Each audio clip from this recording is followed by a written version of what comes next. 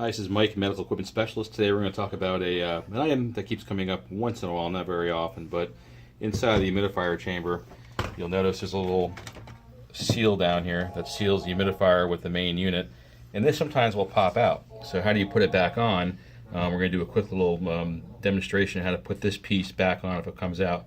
So first thing you're going to do is turn the unit, take the humidifier chamber out, empty the water, turn the unit sideways, just disconnect it like this with a side button.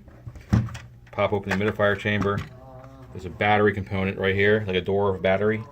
It's not really a battery, but like a latch for a door. Put your index finger here and put your finger through the front right here so it looks like this. Push it out with your finger. The whole unit pops out, so now it's easier to place this. As you'll notice, there's a female and male adapter. As easily as plugs in like this.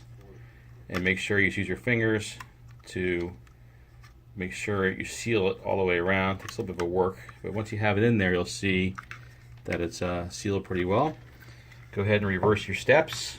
So when you go ahead and put this back in, it clicks back into place, and now it's back in where it needs to be. Close this, attach the units, make sure they click together, they don't pull apart, and put your humidifier chamber back in, and good to go.